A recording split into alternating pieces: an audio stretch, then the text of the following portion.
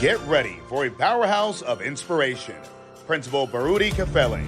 A highly regarded educator and a transformational leader, Principal Kafele has spent over 20 years in New Jersey's urban schools, making a lasting impact as both a master teacher and a turnaround principal. Under his leadership, the mighty Newark Tech transformed from a low-performing school to one of America's best, as recognized by U.S. News and World Report 3 times. A recipient of the prestigious Milken Award, Principal Kafele is one of the most sought-after voices in school leadership and equity. He's delivered over 3,000 keynotes, workshops, and seminars across the nation, authored 13 books, including 7 ASCD bestsellers, and continues to empower leaders through his live-streamed AP and New Principals Academy. Please join us in welcoming the extraordinary Principal Kafele. And we are live. Good morning. Good morning. Good morning. Good morning. Welcome to week 297 consecutively of the AP and New Principals Academy. Let's see who we got checking in on this first Saturday of the new year 2026. And I should say Happy New Year and Happy New You to all of you. Right. So here we go. We got Lysandra Brackens. And by the way, before I go any further, don't forget, I am encouraging you all to transfer over to YouTube. I'm not shutting down Facebook, Twitter, or LinkedIn. But I do want you to check us out on the YouTube side. So we got Lysandra Brackens. We got Dr. Sonia Matthew, NBCT National Board Certified Teacher. Tracy Gray is in the building. Joyful Olafunke is in the building. Virginia, Sterling, Virginia. Where we at? Chancellor Davis, Las Vegas, Nevada. Joy Team Love, that's Stacy L. Joy, Los Angeles, California. Happy New Year back at you. We got Arlette Johnson, Connecticut.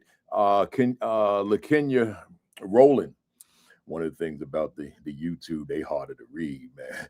LaKenya Rowland, New Jersey, as I should say, Jersey, in the building. Vanessa Zeskin is in Connecticut. Marsha Poe is in San Diego. Otis Kitchen is also in San Diego. We got where we at? I should say Principal Otis Kitchen II. See, I don't see it that way no more. He got his jersey number on here, his basketball jersey. We got Z5 Special Aid, Hampton Roads, Virginia. David Bell, Benton Harbor, Michigan. Dr. Garcia.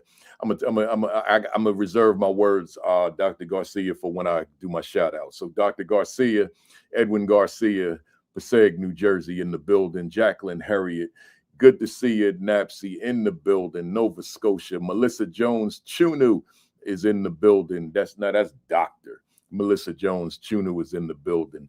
Dr. Sheikah Houston is here. I'm gonna reserve my Fantastic Four for my shout outs as well. So Dr. Sheikah Houston is here. Where we at? Donna Gant, Athens, Georgia. Dr. Sheikah Houston is down in South Carolina, by the way. Sean Hurt, turnaround principal, Detroit, Michigan. That retired principal, Dr. McKeever Jeter, is in the building. Where we at? Stephanie Bishop, Milken, Vice President, Milken Educator Award, in the building. We got the queen of the castle, man. The castle, baby.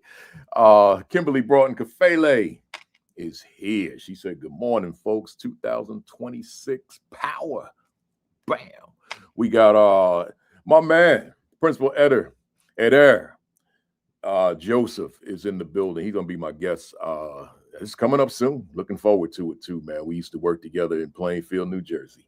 We got where we at? Jasmine Harris, California. She's in the building. Principal Dr. Tammy Taylor's in the building. Chester, South Carolina. Again, we'll talk about the Fantastic Four in the shout outs. We got where we at? I'm getting ready to shut it down, y'all. We got so much to talk about, man. We got an important session today. I'm gonna try to read this. Shanae Joy Moore, I think, Charlotte, North Carolina. Kimberly Donahue, good morning to you. Deborah Fillets, I see you. Good morning to you. Dr. Joe Griffin, I see you. Happy New Year to you, my brother. We got where we at? LaShonda Cummings, Texas. Where we at? Melissa, I already said that. She jumped over to YouTube. All right. We got Dr. Stacy Mabry down in Augusta. Man, Stacy, I listened to so much James Brown over the Kwanzaa break. Man, I just kept playing. I don't know what it was. I know, his transition on December 25th. But when I posted about it on the 26th or 27th, whatever it was, then he got locked in my system and I started listening to him every day. That's the Godfather's soul. I mean, there is no hip hop without the Godfather, right? So let me get ready to close it out. I see Kimberly Yarborough. Where we at? I'm getting ready to close it. Let me close it with my fam here. I see Dashawn Farad. That's my cousin, man. Journalist extraordinaire. He said Hotep, that means peace, from ancient Kemet, which is known as Egypt. So we're gonna close it right there. If anybody else that I know you personally or you family, just forgive me. I do have a session to deliver, right? So let me say to everybody formally now, good morning, greetings, welcome to week 297 of the AP and New Principals Academy. Hey, y'all, as we start this new year on this third day of January, I got that same question. How you feeling? How you doing? Right? And I'm going to assume that you're feeling great, man. You had some time off, time with the family, perhaps. Maybe it was time alone, whatever it was. Hopefully you were able to take it down a little bit and just chill. You work, you put in those 10 months. Some of you are 12 monthers, but you put in that work. So now you can just kind of take it down and chill, understand. But I got a question for you. What will you do differently going into this new school year, right? What you going to do differently that you weren't doing just a minute ago in 2025? Just ponder that. Think about it. It's going to tie into my my monologue anyway. So let me go into these shout outs. Obviously, I didn't speak anywhere. Well, yes, I did. I did the Kwanzaa program with Black Educators Rock. So shout out to Black Educators Rock. I spoke, I was part of the discussion for Kaumba, which is the 6th day, creativity, and Imani, faith, which is the 7th day. So a lot of y'all were on, actually. So shout out to Dr. Melissa Chester, who's the chairperson of Black Educators Rock, and for having those 7 days of Kwanzaa and us having the opportunity to come on and talk a little something, as it relates to Kwanzaa in the world, Black America and all that kind of stuff. We had some good conversations. So shout out to Black Educators Rock and Dr. Melissa Jones Chester. But also, I'm moving, just in terms of my mention of the Fantastic Four now, Super Saturdays, I'm moving that to shout outs as well instead of while I'm doing my roll call. So shout out to Fantastic Four. That's 10 o'clock Eastern time every Saturday morning. Sean Hurt, followed by Create and Educate at 10:30, followed by, we got a new time now. We moved it 5 minutes up to 11 o'clock. So AP and New Principals Academy with myself and my guest. And then, so that's Super Saturday, but then we add Sunday, make it the Fantastic Four, 6 o'clock Eastern, Josh Tovar and Dr. Madi Moreno. And guess what? I'll be one of the guests tomorrow. Hey, Josh, if you're out there, cross your fingers because I have a flight to San Juan in the morning. I decided, y'all saying a vacation to start the year. I decided that instead of me hitting those speaker streets at the start of the year, I'm taking a break at the start of the year. So I'm going to be on a 7-day vacation in San Juan starting tomorrow, right? And then when I get back, we hit those speaker streets. So Josh, I booked the flight in enough time to get there on time. But if something happens, that's them flight guys messing with me, right? But I don't think that'll be an issue because I'm leaving at like 9:30 a.m. So with that said, shout out to Rachel Edoweckett. I'm assuming that she's on. If she's not, she maybe she'll see the recording. She was interviewed by K-12 Digest, and it's called Empowering Students and Teachers to Drive Meaningful Change. I actually read it. Good stuff, right? So shout out to her. If you want to see it, go to her page, any platform, Instagram, Facebook. Rachel Edoeket, that's Edohoeket, Rachel Edoeket. Good interview with her. And then shout out to Dr. Edwin Garcia. And these are both family members, I might add. Shout out to Dr. Edwin Garcia. He was AP last time we saw him on this platform, meaning when he was one of the fam tuning in. Now he's principal, so he'll be principal. I don't have the name of the school. I don't know which school he's in, but he's here in Jersey, Passaic County.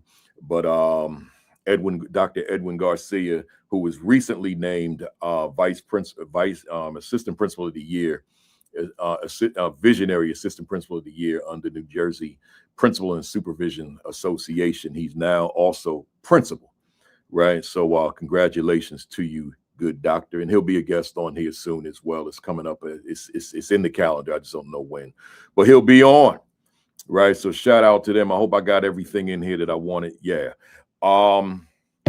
Let's go. First, welcome to the first timers, y'all. If this is in fact your first time, welcome. But here's the dilemma. If it's your first time, you missed 296 powerful sessions.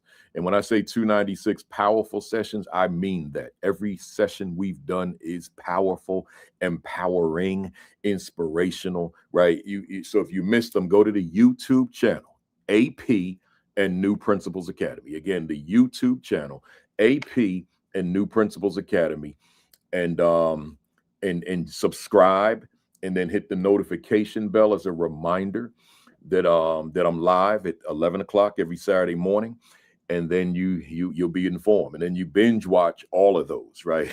They average 2 hours a session, but binge watch them, check them out, right? And by the way, give some love to Dr. Rachel Edoeket and Dr. Edwin Garcia. Y'all give them some love, man. That's big time what they did. And those of you who have your own accomplishments, you make sure you slide them by me. Right? Hit me with an inbox or hit me with an email. Either one, let me know. PrincipalKafele.com. The email address is on the website, right? And then let me know. Yes, sir. Here we go. Real quick, y'all, I always got to let you know about this. Y'all notice behind me, I took my book down.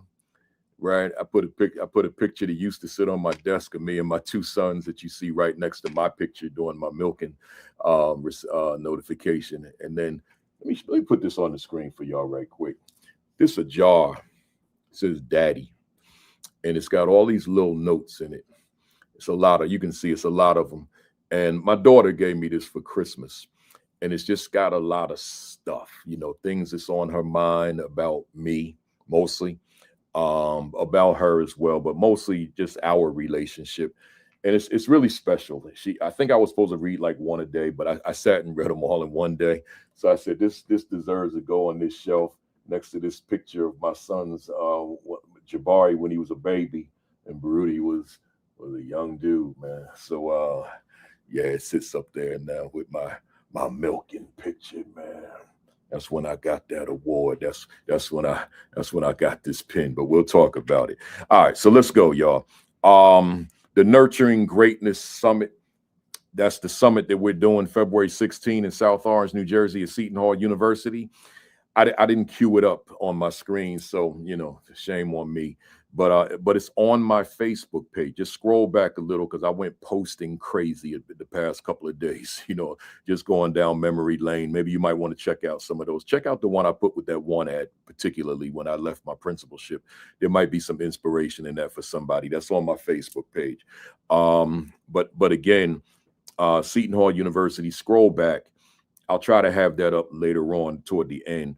But I want you to be a part of us. But go to the flyer on my Facebook page, February 16th. Schools are closed. Join us in South Orange, New Jersey at Seton Hall University. We're talking education all day long. And then plant it in your head, my School Leadership Institute, that's with me, July 9 and 10 in Savannah, Georgia, right? I don't have anything up yet to register, but just plant that right here somewhere. And we will be in Savannah, July 9 and 10, talking leadership. That's called the School Leadership Institute with Principal Kafele. So I want you to be in the building, right? All right, enough said, y'all. my monologue this morning, and then I can bring up my guest. I got a superstar coming on here, so I want to get to her. But my monologue this morning is called Adjustments, Shifts, and Pivots for 2026. Let me give that to you again. Adjustments, shifts, and pivots for 2026. What am I saying? You know, I was listening to Create and Educate. Well, I listened to all of us, but I was listening to Create and Educate this morning, and they referenced me as they typically do when they talk about the mirror. I'm just wiping it off for my brother Josh. And they referenced the mirror.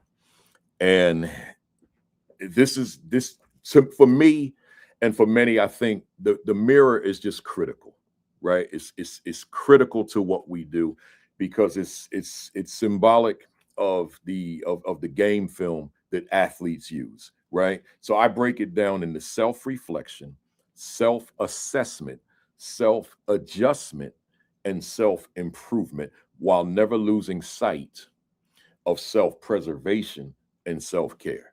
Those matter, right? So I'm saying, and I've been saying it for decades now, you can't go day to day without just hitting the pause button and going through the reflection of oneself, going through the assessment of oneself, making the adjustment toward oneself, and then striving for improvement for oneself, right? Again, without losing sight of self-preservation and self-care. But in a previous video, I don't have the number, right, in terms of which one it was, but it's on the AP New Principals Academy.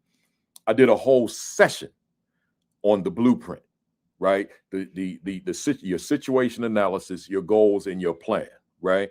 So, and they coincide with this. So I'm saying all that to say this. Going into this new year, not new school year, obviously, but new year, you have got to make the adjustments. There are things that happen from May to December, or September to December, depending on when you started.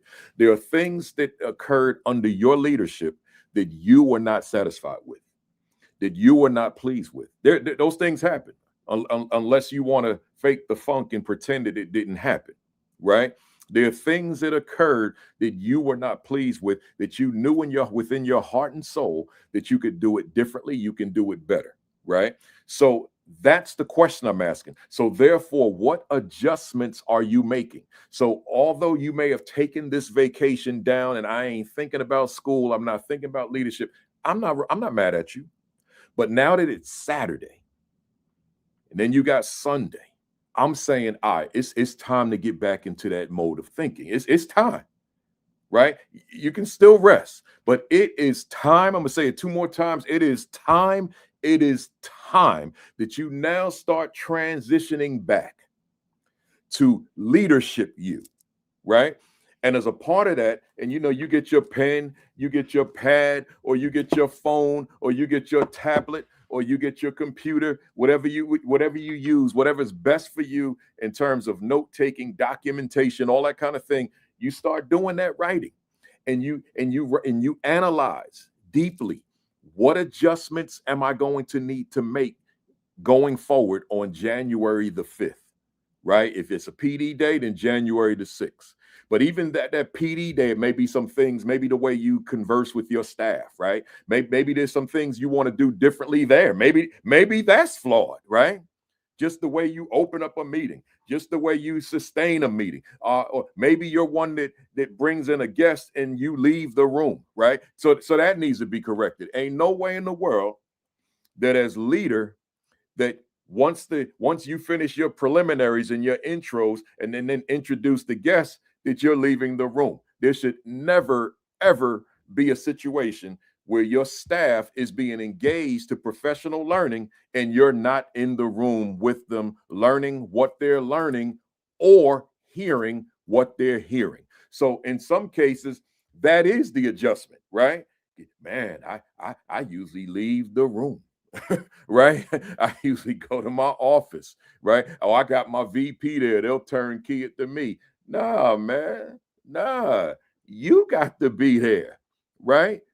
Because it's not so much just you engaged in the learning, it's your staff seeing you engaged in the learning. It speaks volumes because you are modeling expectation, right? Again, you are modeling expectation. So again, my monologue has already gone over far more than I wanted to talk about today. You know, the spirit gets in you. You know how that works. Nothing I'm saying right now was in my notes, but is relevant, right? So I'm saying to you, I'm asking you as I close, what adjustments are you going to make as you get back into leadership mode? Start writing that down. All facets of what you do, and it doesn't mean that this weekend is the only time you could do this. You can do this even when you get back to school, right? But what adjustments will you make? What shifts are you going to make?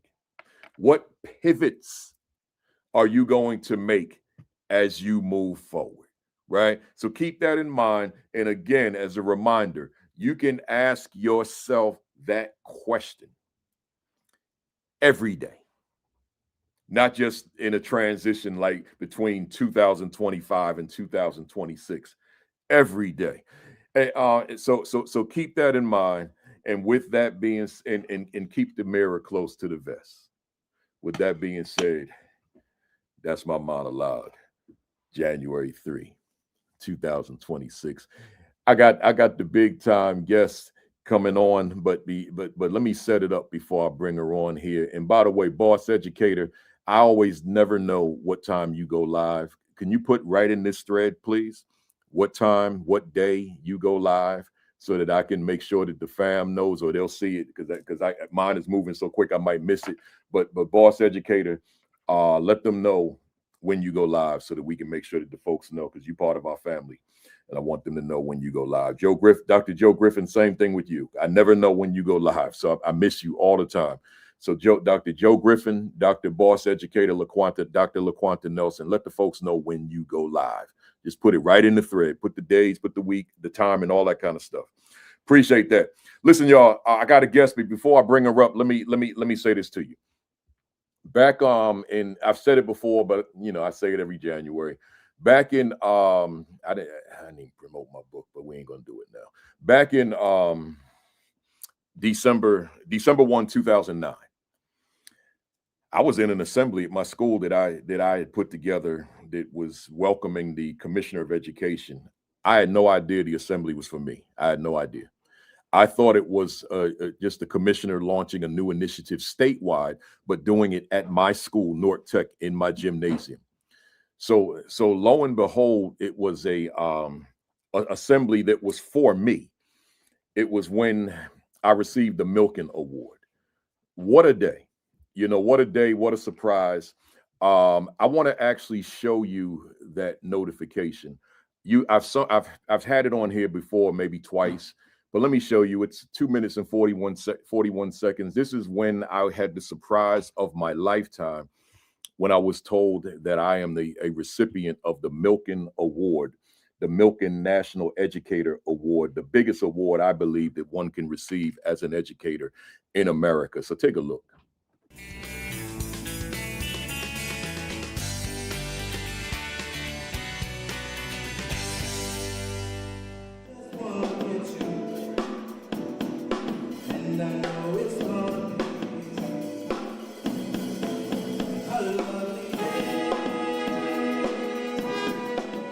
There are lots of jobs that people used to do that are now done through technology. And so as the demands of the workforce change, we need to make sure that the education that all of you receive prepare you to be successful in that 21st century workforce. When I was in public school, and it was a few years ago, I was very fortunate to have many outstanding teachers. They prepared me well to take advantage of life's opportunities. Now, in our nation today, we do so many things well, but one thing we don't do well enough, and that is support our talented teachers. We need to find new and creative ways to offer more powerful career opportunities for educators. We need to make the pay equal to the importance of the job. And we also need to do another thing, and that is we need to celebrate and recognize the good work that our talented teachers do. It gives me great pleasure to present the Milken National Educator Award to a truly exemplary educator, Workload Kafele.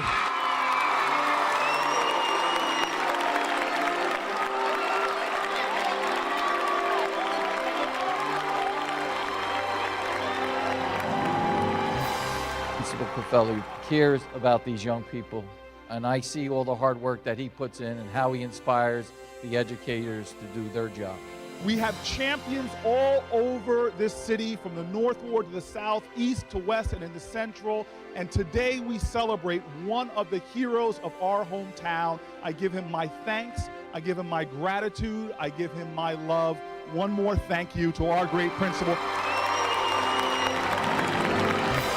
I'm proud to be the principal of this school. It is a blessing to be principal. I'm blessed to receive this award. And again, Mr. Milken, I thank you from the bottom of my heart.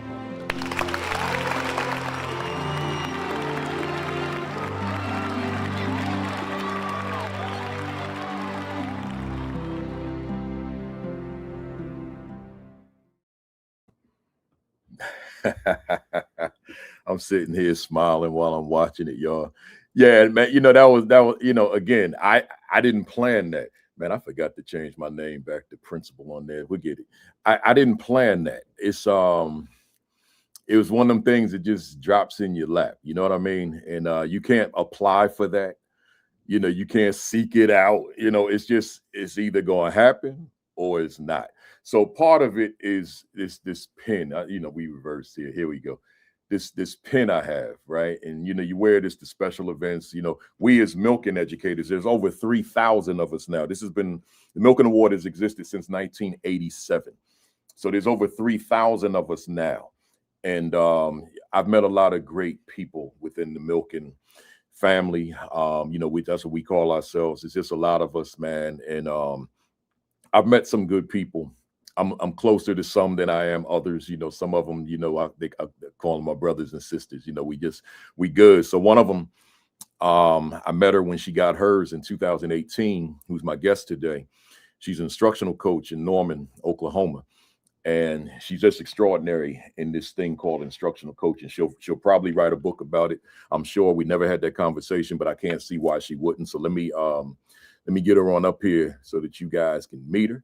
She's actually been on before. She was on last year. We do Milken January every January, where I bring different Milken educators on here throughout the month. And last time she came on with others. But I decided, I said to Hailey, I want you to come on like just you, right? And let's just talk instructional coaching.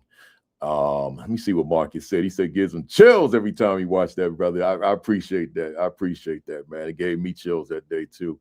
Because I know I was talking about Hailey, but let me say this to y'all real quick. If I didn't say this in the past, or new people didn't hear it before, if you pay particular attention to me when they made the announcement, you'll notice I was not happy, right? I was a little angry, right? I was ready to blow up, because I was sitting there saying to myself, wow. Because once I realized it was something other than what I thought it was going to be, I said, wow, I am the principal of this school. And nobody saw fit to tell the principal that one of his teachers is going to receive an award, and in this case, a $25,000 check in the teacher's name. So I'm like, no one thought that the principal should know this ahead of time? So I'm sitting there looking like this.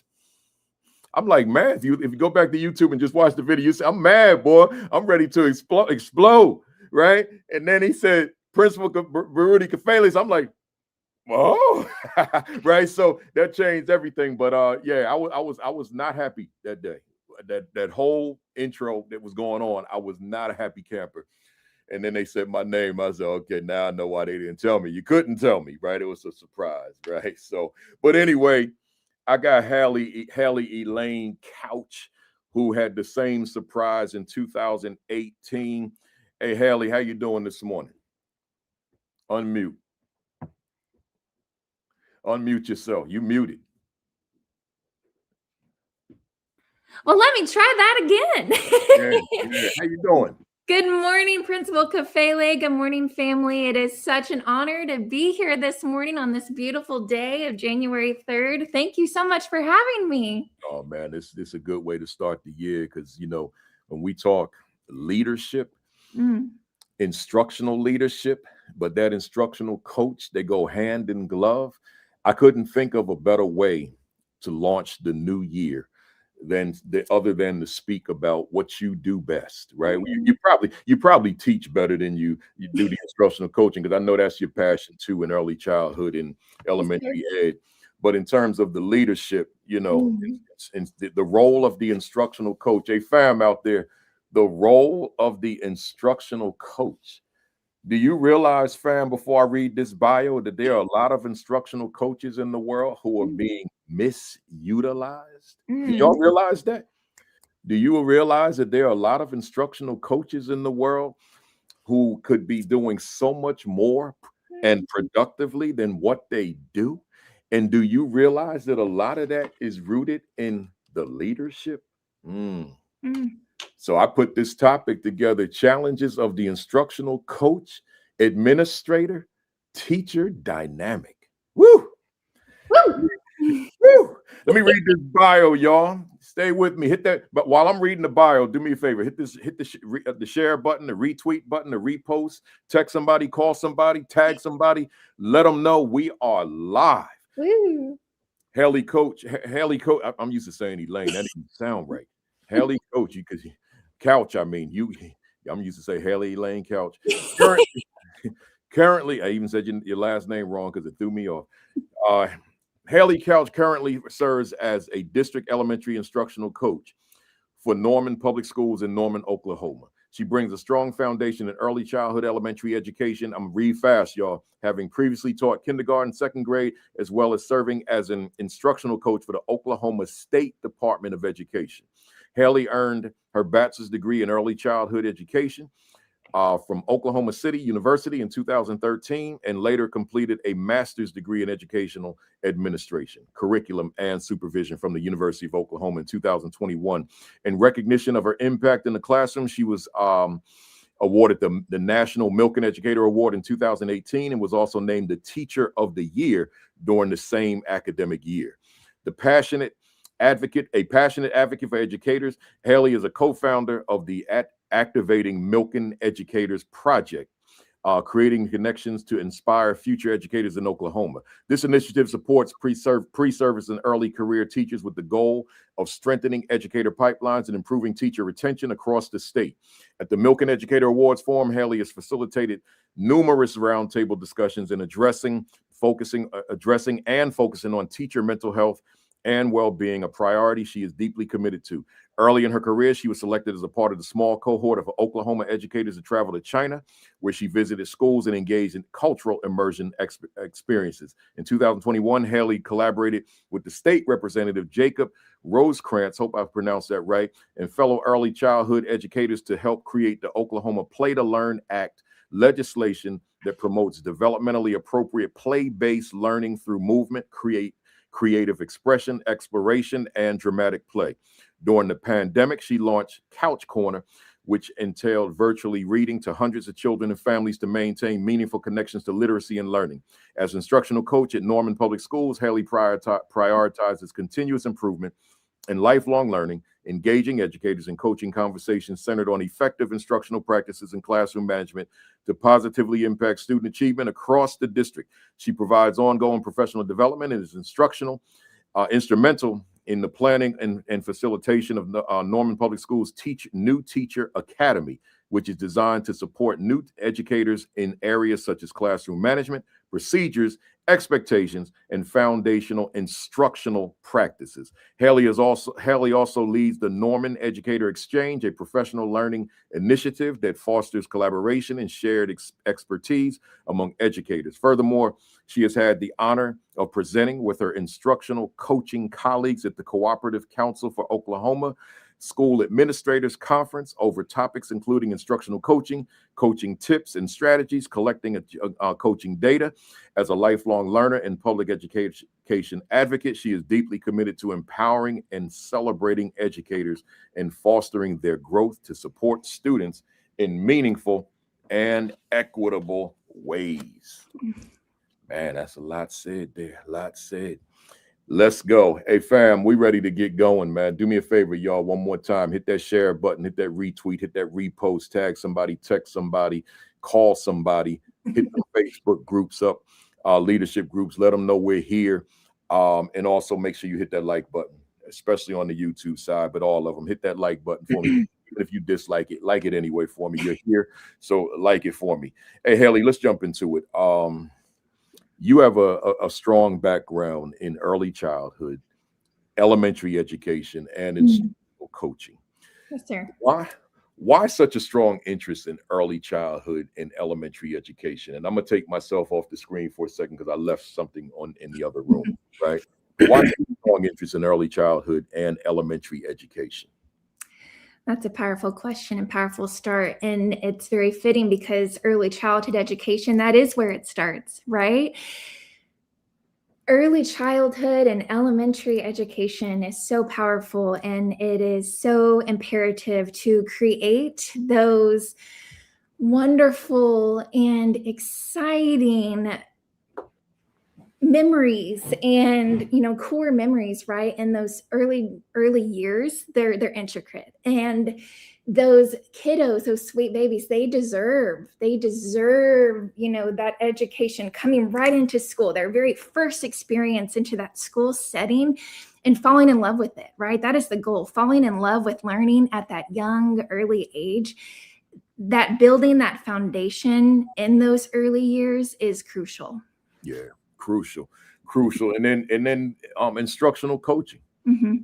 Why the interest there?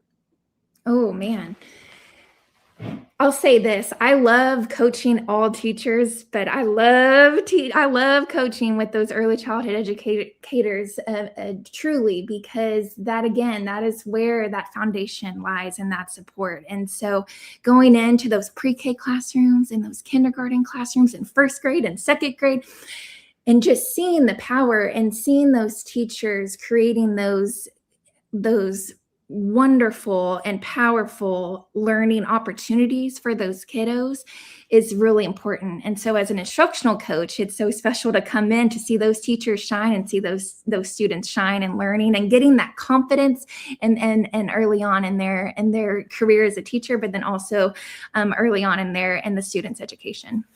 Love it. Tell us, and this is probably, I don't think this is an on the spot question, but I still want to ask you this question. What in your estimation, I'm not looking for the scholarly answer, the research answer, I'm asking for the Hailey Elaine couch answer. What is instructional coaching and what is it not? Ooh, that's really good, Principal Kafele. Instructional coaching truly is leading with the heart. It's leading with empathy.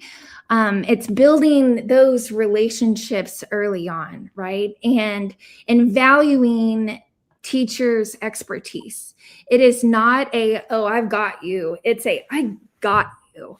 And we have the privilege of getting to serve teachers and have the privilege and the honor to be with them every step of the way. And it's a partnership, right? Coaching is a true partnership. It's not a prescription. And I'm going to talk about that later. I could talk days on that it is not here, this is the answer. This is the end all be all. Here's the fix it. Absolutely not. This is asking questions. This is asking teacher, hey teacher, how did you think that lesson went? Teacher, how did you think, were your students learning? Were they engaged? And if they're kind of hinting, I don't know, maybe they weren't. Okay, let's ask more questions. Let's dive into always having the students in our minds, right? That is the goal of we're impacting those student outcomes. So how can we partner together with administrators, with teachers, with our fellow coaches and our whole team, a whole PLC, that whole professional learning community? How can we work together to always provide those best opportunities and to ensure students all can succeed and they can all have those positive student outcomes? I love it. Before we get deeper, as I said earlier, and I should have done this before, it slipped my mind. You're a Milken winner. Oh. 2018. Point to that pen for me. Yes, sir. That's nice and shiny.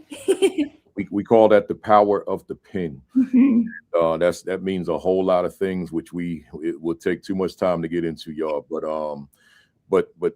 Hailey, talk to us about that experience. Oh, Principal Kafele, I sometimes wake up and truly just think, did it all happen? I'm going to be thinking about this conversation. Did that even happen just now? I mean, a true pinch me moment. The moment that my name was called by Mr. Milken himself, it was surreal. I mean, truly, I had kiddos in my lap. I was teaching kindergarten at the time. I thought we were, there as an assembly to hear our incredible superintendent at the time, our state superintendent, and all of these prestigious leaders in the state and the district. It was just incredible. I was surrounded by students and colleagues that I deeply respect. And then I just remember really feeling a mix of gratitude and just true disbelief. I think my whole face that day, sir, was this. And if you Google Hailey Couch Milken, you will see 50 pictures of this. I'm like, Hailey, girl, just close your mouth. I mean, my jaw was literally dropped. And I remember telling Mr. Milken after calling him Mr. Milliken a few times, because again, I had no idea who he was. And he and I still laugh about that moment. But I just remember saying, you have the wrong girl. I did not apply for this. And he said, we've been learning about you and watching you. And it was just a true out of body experience. And the last thing I'll say is that I remember just wanting to call my mom and telling her about it. We lost her in 2007. But I do remember her I remember feeling her with me.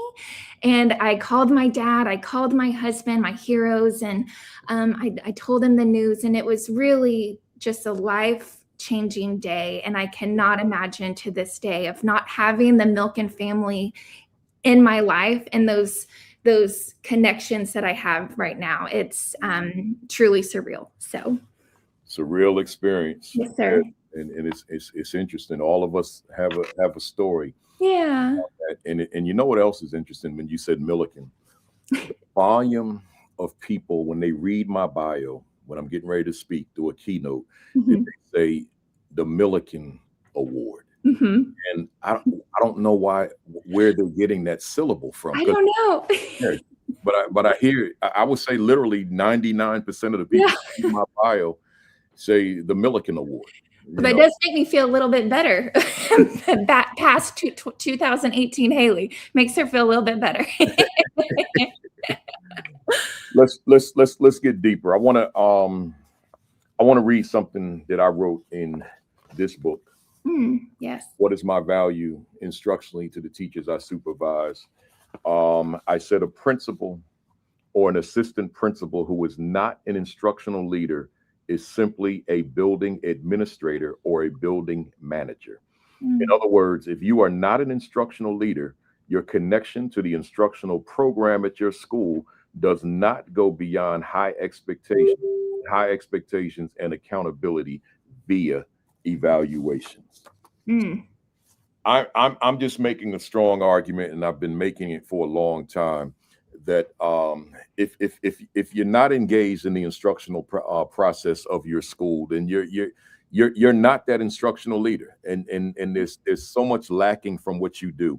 So I want to, as I said to you off camera, I want to remove you from your role in your district, and I want to, from this point forward, make you a presenter at a conference, a breakout session presenter, some national conference. So with that being said, and I said so much since I read that piece, if I need to read it again, what would you say to a room full of administrators relative to what I just said, what I just read about them not having or playing their part, their role in the instructional component of their leadership? I would first say that the instructional coaching role must be protected. It must be protected in ways of, it's a partnership and it's strictly not evaluative. So I think that is kind of the overarching there of, and that broad umbrella, right, of we are not an administrative role. We're coaches, period. And we do not supervise. That is their role. And that's great. But that must be very clearly stated, and it must be very clearly aligned. I would also say to a principal that as a coach, my role is to support your instructional vision and your site by building that teacher capacity and not by evaluating. And so I think being very clear and being upfront and having that alignment, and we'll talk, of course, more about that throughout the day, but being aligned and very clear, but also ensuring from principals that teachers know too what the roles are and who to go to, you know, for different situations, different things, and always just going back to what's best for kids and having that confidentiality as well. For instructional coaches, everything does need to be upheld with that trust and that confidentiality piece. I love it. I love it. As I told you off camera, I created these scenarios, quite a few, that I know that a lot of us are being confronted by in leadership. And I wanted you to address them from two perspectives. We're going to go through the instructional coaching side first, do all of it. And then we'll come back and start again with perspectives of the leadership. And that'll make more sense when I go through it. So the first part, let me say this. From time to time, I have opportunity to present at conferences that are instructional coaching theme. So the audience is instructional coaches. And if it's a keynote, then I can get through it and just say whatever I'm going to say, because that's the decorum of a keynote address. But in a breakout session, I have to struggle to get the microphone back, because the instructional coaches and for the fam out there, I just want to be very clear on the distinction I'm making between instructional coaches and instructional leaders. I'm not talking about administrators at all right now. I'm talking strictly instructional coaches. So they're the ones in the room, and they've got a lot to say. They've got a lot of concerns that they want to raise with me, particularly given the content of the keynote address. So over time, I started to compile these concerns in writing, and then eventually they made it into this book in chapter 9, right? And that's why I was reading from it. So to set this up for you and the fam out there, you, Hailey Elaine Couch, you are a breakout session presenter at one of those conferences, and you are in a room full of instructional coaches, right? It's wall-to-wall standing room only. They're sitting in the aisles. It's a lot of people in the room, and I got these scenarios I want to give you. So number one, someone takes the mic and they say to you, some of the teachers in my school don't respect us as instructional coaches in our capacity of instructional coach, because they see us as their peers. What would be your response to them? And that can be really hard, I think, especially of those coaches that may have taught with them. They may have taught even at the same school. May have been the same teammate. And I think, again, it's being very clear and very explicit on what the role is, which is, I am a partner with you. And I think being very transparent and honest with the teacher and having that conversation of, I am trustworthy, but those are just words, right? So you have to put those actions into it. And so you have to show them how they can trust you, right? And what that means is you're keeping conversations confidential. Of course, when principals ask, to share, whatever you are talking about, and you're going to say, okay, well, I can express trends to you. I can be very broad. I can show trends, but I'm not going to go back, and I'm not going to go against that teacher conversation, go and undermine them and ruin that trust, right? So I think just being very clear on, this is the role, this is how I can support you, this is how I can help you. You are the expert. I'm just here to be with you and alongside you, and to provide instructional strategies that in turn we can focus on children and students and doing what's best for them. So, so Hailey, if I heard you correctly, there's a confidentiality Hmm. within that relationship. Of course, you are a liaison within that dynamic of the administrator, instructional coach, and teacher. But I also I think I was able to discern, but there is some degree of confidentiality between the two, so that there's trust Yes. within that relationship, right? Yes. Speak about that trust. Yeah.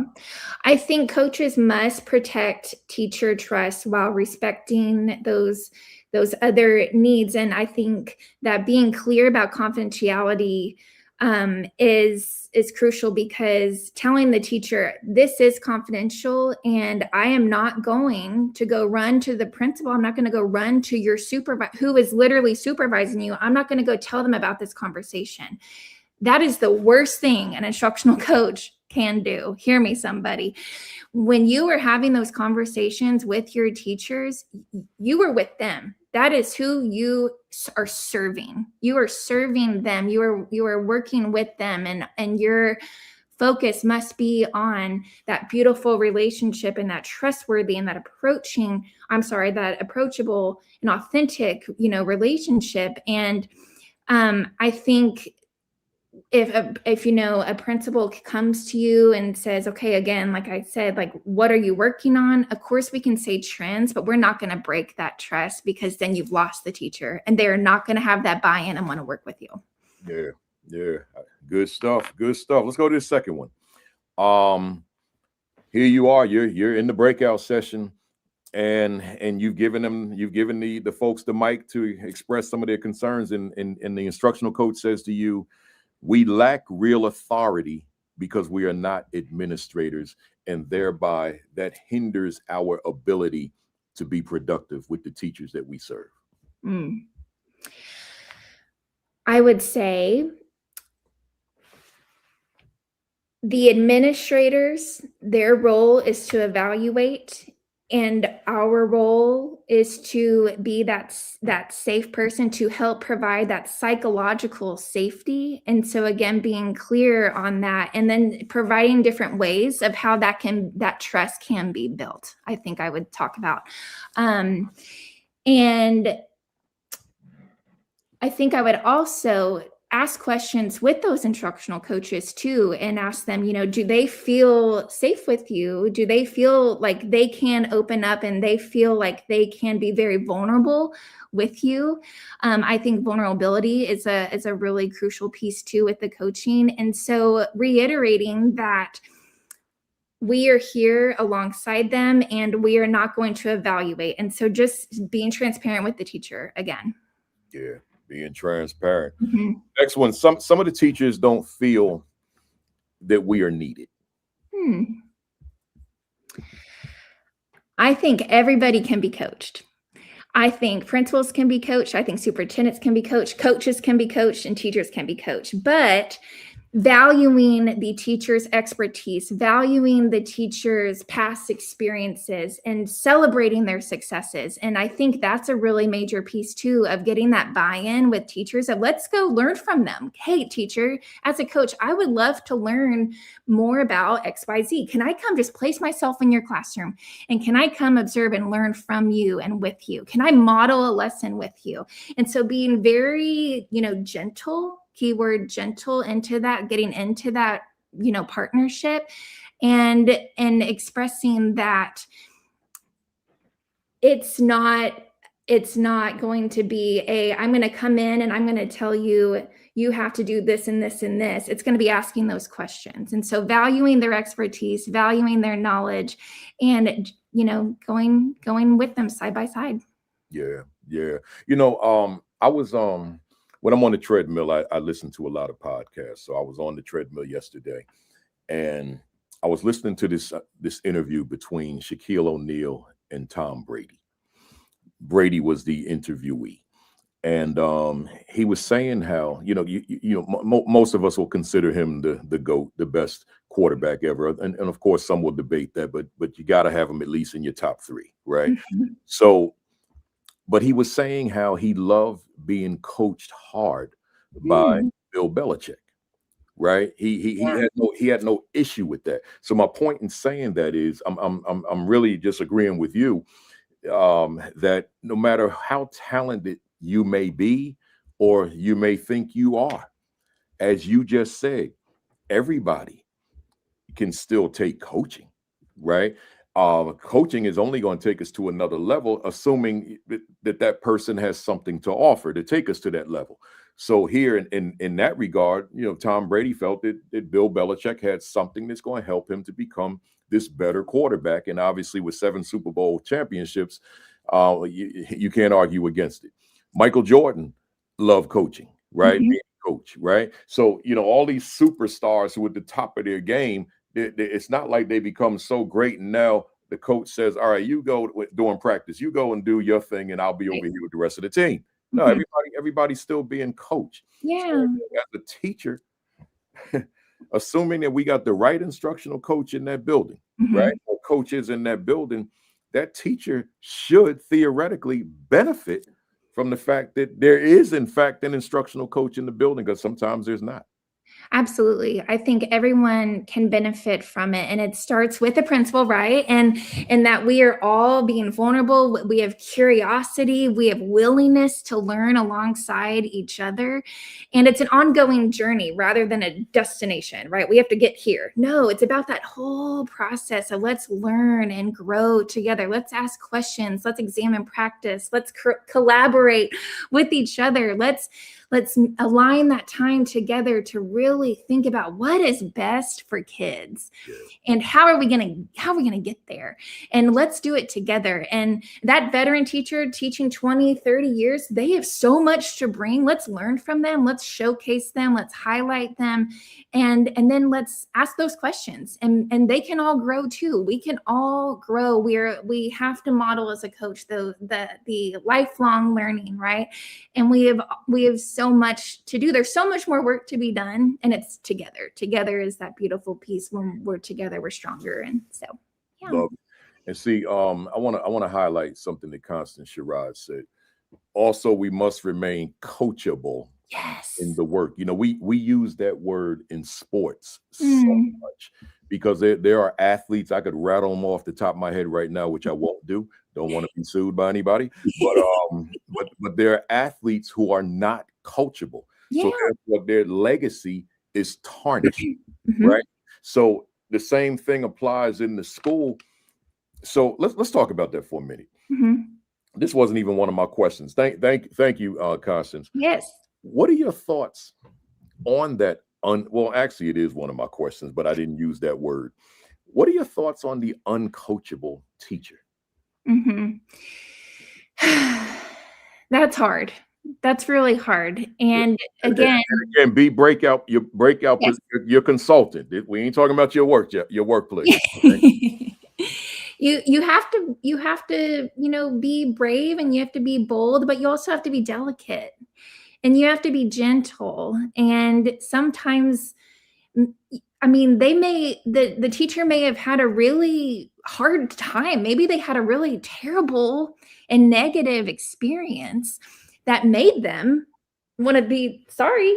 No, I'm not. I don't want to learn. I don't want to listen from you. It was really bad and it went the wrong way, and they don't have that open mind. Right. And so I think just being very delicate of how you approach it, and telling them, you're doing so many amazing things, hyping them up, right? And be genuine about it, because they're doing really phenomenal things. They have many, many strengths, but then also asking, what can I do right now to make your life easier? What can I do to support you? And just really being on their side, right? Putting in those little deposits along the way, right? And through time and through consistency and through being very genuine and authentic, I really believe in this, that you are going to get their buy-in. And it's not going to happen overnight, Principal Kafele. It's not going to happen tomorrow. Your trust, it takes time through those actions. What are you going to do? What are you going to look within, coach, principal, whoever?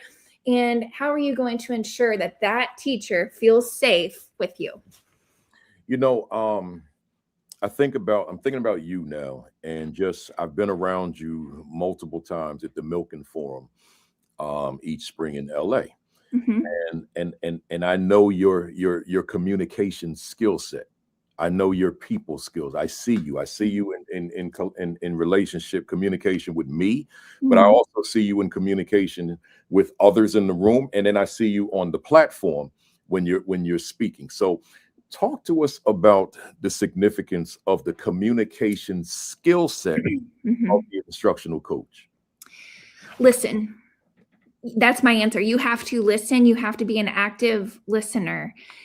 We know that the person who is talking is doing the learning, right? And so being really intentional on asking those questions, but then sitting back and just, excuse me, but shut up, right? and let them shine, let them give you the information. Be that active, genuine, authentic listener, and care, and see them as a human, see them as a person, and be genuinely interested in what they have to say. I think that is the biggest piece of communication is yes, you must be very clear, being very explicit with your points, being very intentional with your words, being intentional with your questioning, but then letting them talk, right? And truly caring what that person has to say, and then celebrating them, and being excited for them. And it's a beautiful partnership. It can flourish into a beautiful thing when you just ask those questions and then sit back and let them talk and learn from them. I want to stay there a second. Mm. You said being genuinely interested Yeah. in what they have to say. We have all encountered people who demonstrated a lack of interest in what we said and couldn't wait to go on and say what they want to say. Mm. Now, when we're in those relationships or having that kind of communication, then we know that that's not a conversation that we want to be in. Nope. We don't want to prolong that one, because this person, all they want to do is talk about what they want to talk about. Mm. They don't want to hear Mm. what we have to say. Yeah. So imagine if that's what's within that relationship between teacher and instructional coach, that it seems that this coach really doesn't value what I'm saying, right? Like what I'm saying really matters to me. Yeah. So if I'm expressing I'm having trouble implementing these suggestions that you were giving me for XYZ reason, but you seem not to want to hear me. Mm. If that person's sitting in your audience, what might be your response? I would say be bold and genuinely express that, and ask them, do you hear, are you present? are you hearing me, coach? Like I need you. And I pray that the coaches listen and say, oh, this is who I am serving. This is who is important. This is who I must respect as a professional and as a teacher. But I think to that teacher of, oh gosh, there is some miscommunication, or there's something that's just not feeling right. You know, what's going to happen is that teacher is going to feel, again, very closed off, and they're not going to open up, and they're not going to be vulnerable, and they're not going to want to teach or coach with you and learn from you and learn with you and do all the things. And so I would really encourage that person to have that crucial conversation. Our team does book studies, and we read the Crucial Conversations book. And I think just being brave and being bold and expressing your needs, and truly, if there's a strong instructional coach, this is their passion and line of work, that I hope that they listen. So I've learned over the years that when we're good listeners to people, there's a higher probability that we can forge solid relationship with them, if that's the desire. Yes. But we got to listen. We have to listen. We can't be the keynote speaker in the two-way conversation, right? We sure can't. We cannot. We absolutely can't. Ask those questions. Be intentional with your words and with the active Key word though, that is a big piece, Principal Kafele, the active listening, not of what you just said of, or how some could be of you're in a conversation, your coach and teacher, and that teacher's talking to you, you ask the question, but then you're in your brain, you're thinking, what am I going to say next? What advice am I going to give? That advice trap. Ooh, Michael Bungay Stainer. Ooh, that's my Bible. That one in the coaching habit. We're not here to give advice. That is not our role. We are here to learn with them. We are here to build their confidence and to empower them and to get them to shine, and resulting in those student outcomes and seeing their students shine and their students succeed and achieve. That is our goal of seeing those teachers achieve, resulting in the student achievement. Love it. And look at what Jessica Wentz says. She said, yes, Hailey, you truly exude genuine care. You make me feel heard and valued. Such an important skill for an instructional coach, administrator, and teammate. My MFF. Hi, Jess. Thank you for sharing that. Good stuff. Good stuff. Let's go. Some of the teachers just don't want to be bothered with us or the process. What do you think? And to the fam out there, this is not me like making up stuff when I put together an agenda or for my book. These are things that I've been told by instructional coaches. So I compiled them and turned them into workshops and obviously content of my book. What do you think? Some of the teachers just don't want to be bothered with us or the process. Right. If the teacher is resistant, and you know what, honestly, it's probably because they're resistant to change, right? And so they're scared maybe, and that's valid. That's valid. Change is scary and change is hard. Yeah. So valuing that, right? And seeing the teacher for who they are, and going back to the relationship piece and the vulnerability piece, and saying it's okay. It's okay that this feels a little risky. Like we're in this together. We're jumping in together, right? And asking those questions of what feels maybe safe. What feels safe to you to try first? What can we do? One little thing. We're not going to pick 1 million things, 1 million strategies to go through, because that is just overwhelming for anybody, much less that novice teacher, even veteran teacher, right? And so let's ask, okay, what could we dive in first? What is one little change we may want to work on together? What could I maybe come in and model? What could I co-teach with you? I'm a teaching partner, right? Let's maybe test this for a day or with a student group, and then let's evaluate. Let's reflect and let's see, okay, that didn't work. That's okay. We're going to drop it. We're going to go into a new conversation, and we're going to try something different, and we're going to pivot. Coaching is being flexible, right? So I think, again, just telling them it's okay, but I'm here with you. Yeah, I love it. I'm here with you. Now, Grace, who's part of my school leadership institute, in the summer, she said, how would you suggest a teacher respond when the coach becomes defensive during the attempt to be bold in coaches? Thank you, Grace. That is challenging. Being vulnerable, expressing what you need to say and asking for help. But then I think too, being bold in talking maybe with your mentor. And Principal Kafele, we talked a lot about that last year in our session of mentorship, and going to those mentors and leaning on them to share their expertise. And so that can be challenging, because I think teachers sometimes have a hard time having those crucial conversations and advocating for themselves, but they have to. And as a coach, for me, my true meaning in life is to advocate for teachers and help them use their voice. And so teachers, if you're listening right now, use your voice and advocate for yourself too, because it always goes back to what's best for your students, advocating for your students and advocating for your needs and your student needs.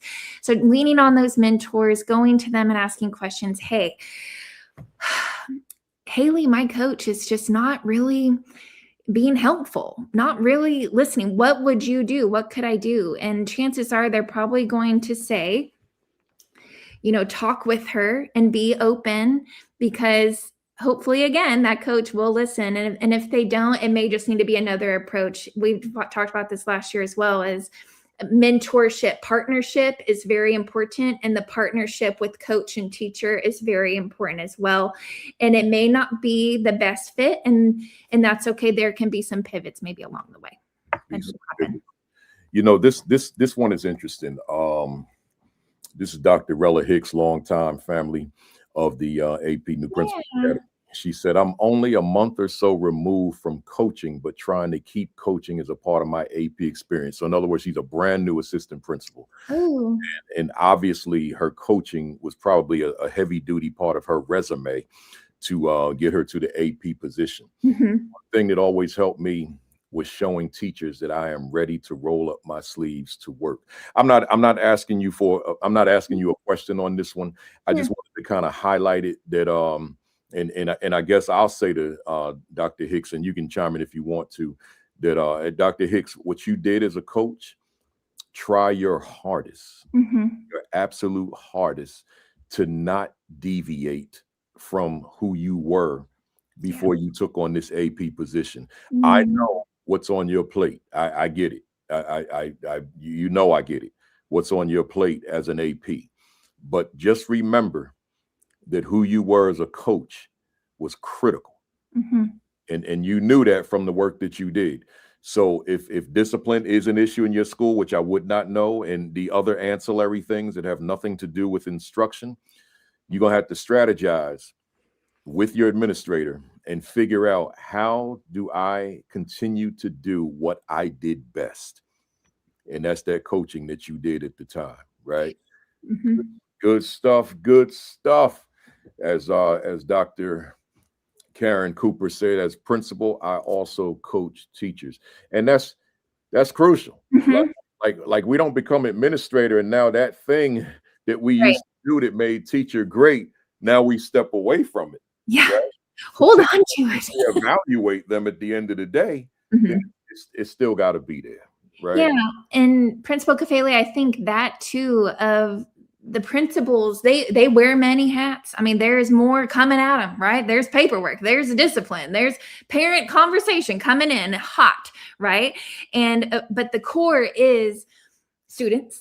What's best for them? How are we going to support our teachers in turn of supporting our students? So how are you going to create that coaching culture in your building? And what that looks like is you're actively supporting that coach, right? You're encouraging teachers to want to seek out to work with your coach, right? Because number one, that also kind of pulls a little bit too off your plate, right?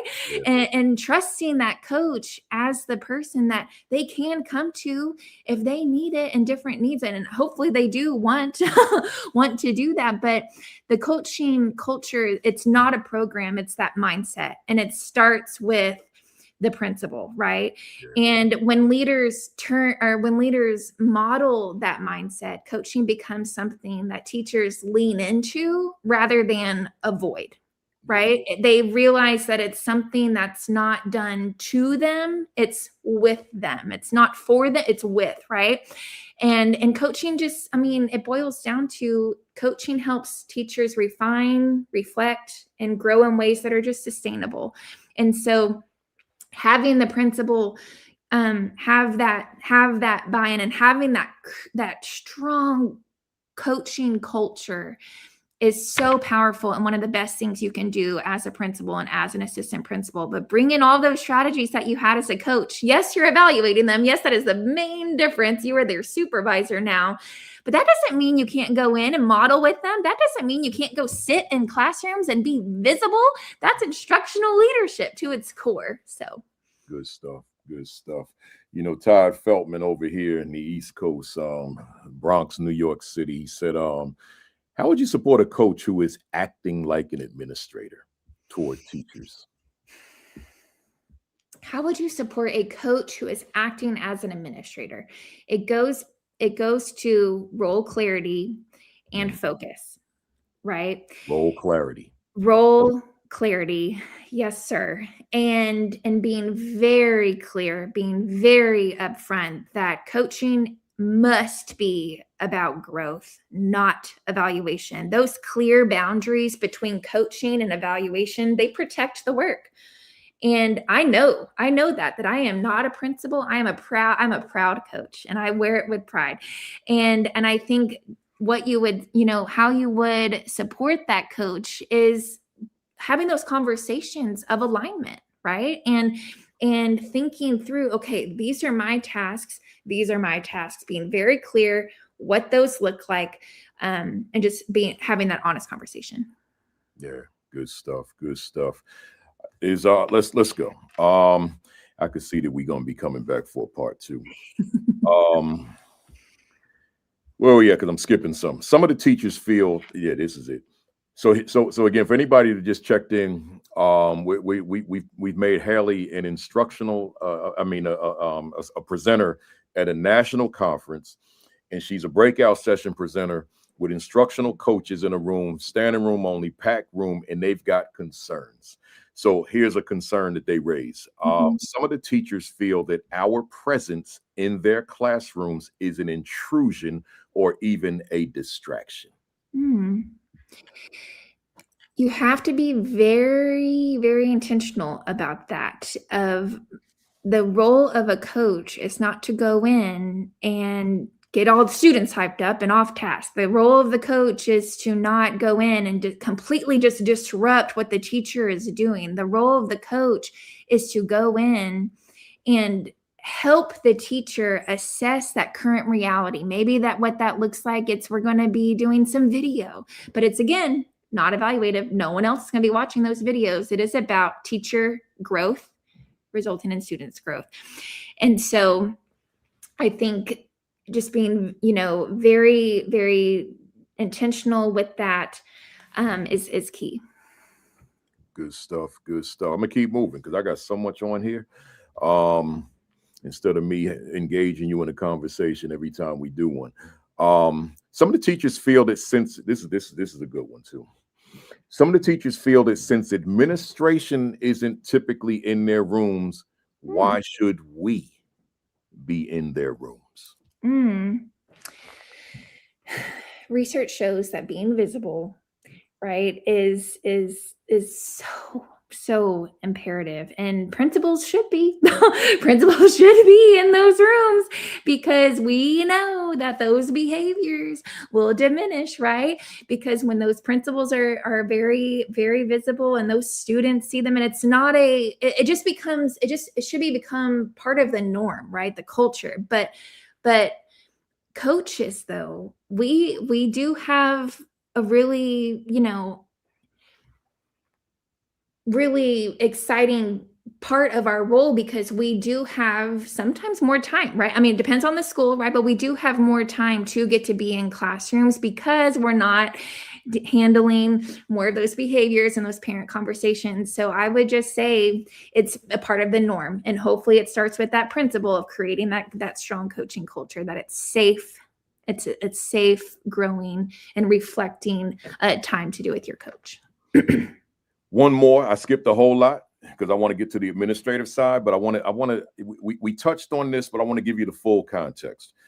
It can be challenging. This is an instructional coach expressing this concern in your audience. It can be challenging to forge relationships with some of the teachers due to their lack of trust of us and the process.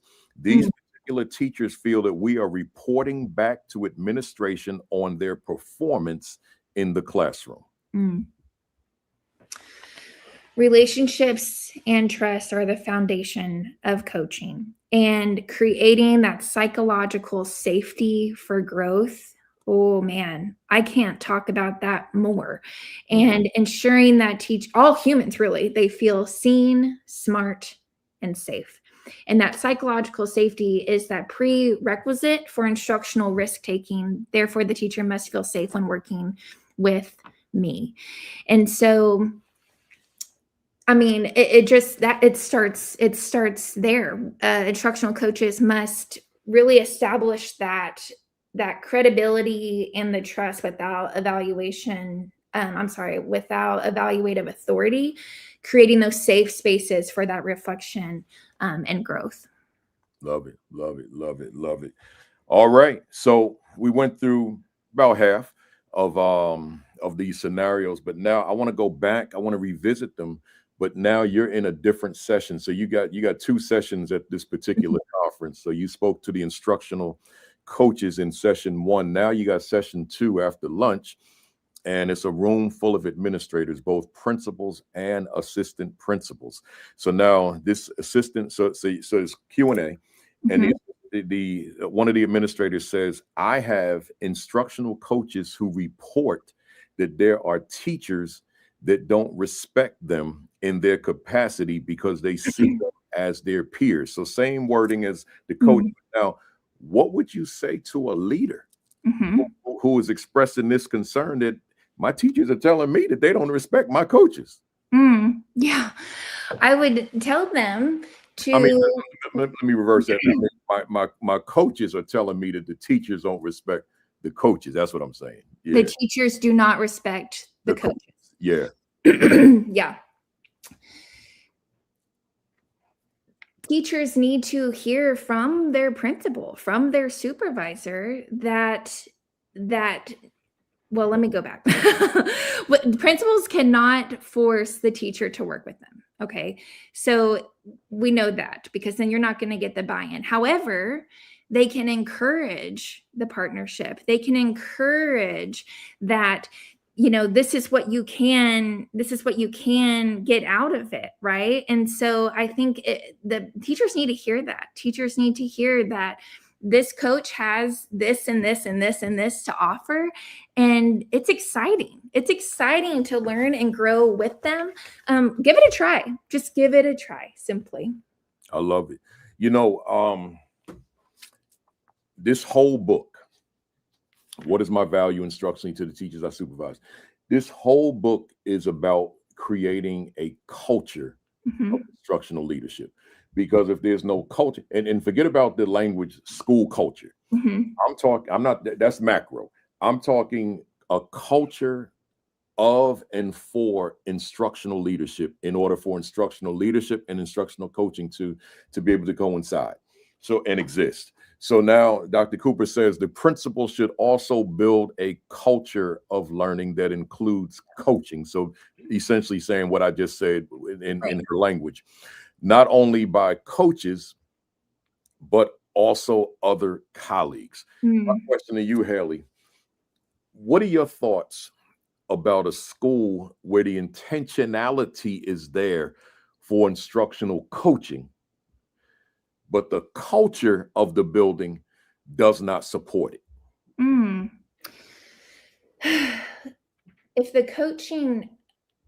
culture of the school does not support that, I mean, where are you going to go from it? That's really hard. And so, I mean, like, really looking within and seeing why. What are the reasons why we're not getting there? Why are who in our family here who is not really accepting that? And let's look at it and let's ask questions. Are you okay? Why, getting down to the nitty gritty of why are we closed off from not learning and being, again, like I said, gentle with it, because again, we don't know their past experiences. We don't know from what districts they ran and how coaching maybe was perceived there, but let's really look at it and let's explain that, there's just so many benefits from working with an instructional coach, and everyone must have that coaching mindset to create that culture. So let's really look within and see, okay, where are we struggling here?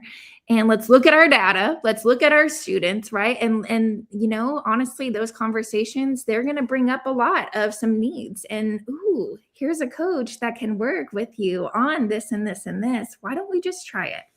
Yeah, I love it. I love it. Let's go to another one. Again, these are principals and assistant principals in a breakout session with you, and they're expressing concerns through Q&A. So a principal says to you, or an AP, I have instructional coaches who report that there are teachers that feel they lack real authority because they are not administrators. So in other words, the teachers are saying that the instructional coaches lack real authority in that relationship with them, because they're not administrators? It must be clear that admin and coaching are not the same job. And they have so many different, different strengths, different focuses, different things that they can bring to you, and honing in on that and focusing on, okay, very explicitly, this is what the coach can do with you. And just being very transparent with that. And again, asking those questions of why are you feeling that, and then hearing them, and then you're going to go from there. Good stuff. Good stuff. Here's an interesting one. And I didn't use the instructional coach side to this one. I skipped it, but I wanted to use it for the principal. I have instructional coaches who report that there are teachers who feel that they, meaning the instructional coaches, have nothing substantive to offer. So in other words, the teacher is comfortable going to administration saying, why do I need this person? And so now the principal's frustrated about it. Right. And now comes to you at the conference and shares with you, this is what I'm dealing with back at the school. Mm-hmm. And that is hard. And I think, though, finding those teachers as a principal, right? What we're talking about is finding the teachers in your building that has actually seen growth, has seen change in their students, right? And their students' learning and outcomes. And I think bringing in actual data and actual facts of teacher worked with XYZ, but of course being, confidential about it. I'm not giving too much, but stating those facts of when they worked with this person, and this is what we saw, and this is what they could do, and this was the relationships that flourished, and these are the true outcomes that we saw come out of strong, positive coaching conversations, and then talking with them of, going to the teacher, encouraging them to go ask teacher, hey, how was your experience? And finding those marigolds in the building, right? And using them too, really, and showing all of the great things that can potentially happen when you work with a coach. Very good. Very good. These, and again, I get to see it because of the work that I do. So I get to see so many different perspectives and where that breakdown exists. In my earlier years as a principal, it probably broke down with me because I didn't understand it yet. I was a rookie. So I had to learn the importance of the people around me, right? It was like, I'm going in there with that lean on me, Joe Clark mentality. I'm just going to get this done by myself, right? Mm-hmm. And scare everybody into position.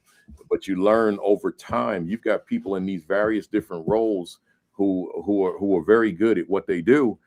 How are we tapping into them? So one more, then I want to go to your talking points. Mm-hmm. So here you are with the principals, APs. I have instructional. So that person says to you, I have instructional coaches who report that there are teachers that feel that the instructional coach's presence in their classrooms is an intrusion or even a distraction. So I gave you that before from the vantage point of the instructional coach, but what would you say to the principal now who's got to go back to the school and deal with that? Yeah. Having those conversations and asking, really, because Principal Kafele, I'm going to be really honest, it may be an instructional coach that is not, the most effective that they could be. So those conversations do need to happen, and asking them, when you are going into classrooms, what are you doing? What are you looking for? How are you forming that relationship with the teacher? How are you going in to ensure that you are not being, right, disrupting their whole world and turning their whole classroom life upside down, right? And all of their philosophy, because again, that is not our job. We cannot go in and just, here, this is what I would do. When I was a teacher, this is what I would do. Here are the fixes. Absolutely not. But having those honest conversations with the coach and asking them, what are they working on? What are they doing when they go in the classroom? And it may need to be a crucial, bold conversation and maybe realigning their coaching work and their approach. Yeah. I'm literally listening to you while simultaneously looking at the talking points, and I know that there's so much overlap. Yeah, there is. Yeah, between what I asked and what you said. So let's go through them as best we can. Okay.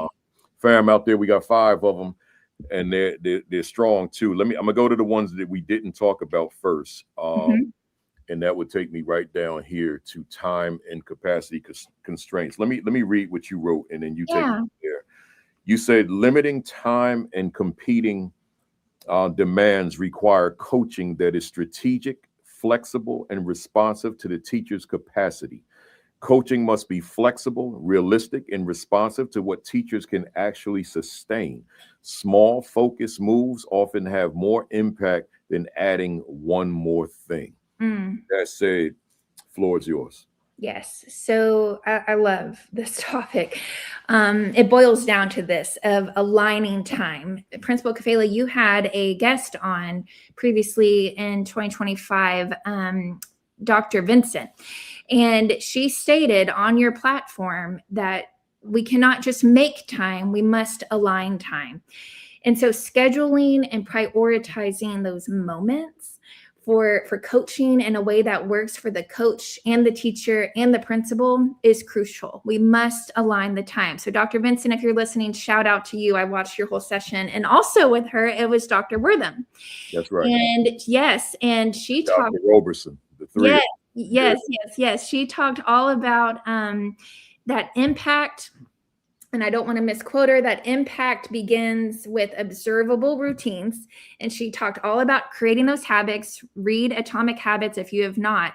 But she had said there must be coaching conversations taking place. And I was just like screaming at the video watching it of, yes, those must be aligned. They must be taking place. And so those small focused moves, they have a larger impact, truly. And managing time to increase impact is key. I will on the limited time piece, right? That's hard. That is hard. Teaching the profession is hard of making time and finding time and aligning time. And we know that limited time can really hinder deep coaching cycles, which is a major component of an instructional coach's role, is having those quick wins, having those coaching cycle conversations, allowing teachers time to reflect, and then that follow through, right? And especially in those really fast-paced school environments, it's hard to find time, but we must make it and we must align it. We must align our time. And so being intentional with that and maximizing that time with maximizing end results of the impact of coaching rather than just squeezing it into a busy schedule, right? Yeah. And so that goes with the alignment of time with principal and instructional coach, and that goes in aligning time with coach and teacher, all equally as important to focus on what is best for kids and students, and taking that time to ask teachers too,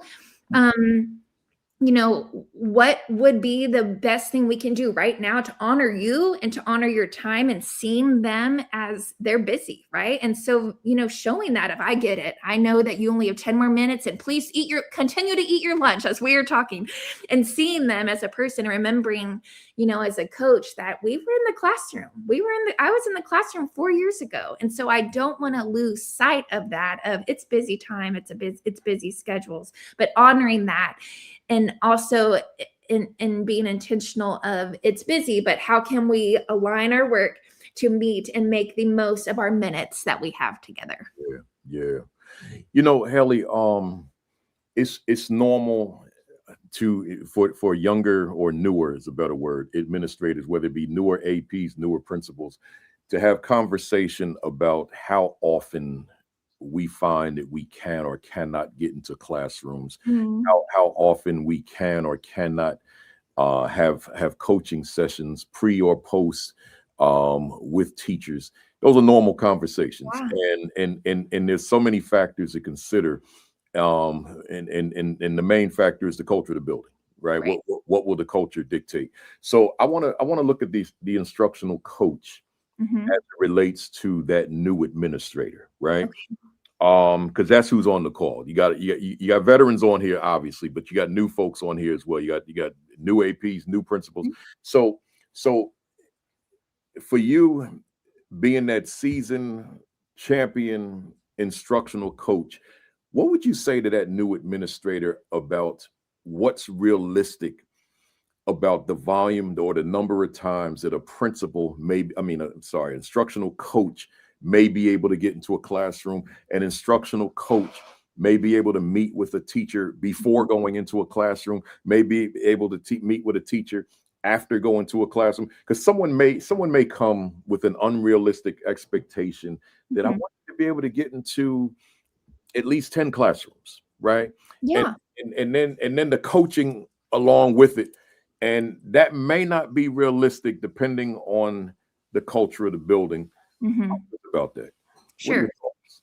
A lot of thoughts there, Principal Kafele.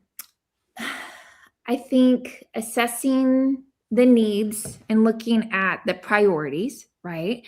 And looking at, okay, where do I need to spend maybe more of my time today, right now? Where am I going to spend more of my time tomorrow? And so, I look at my phone here of my Google Calendar, and it's all very color coded with my schools and my sites.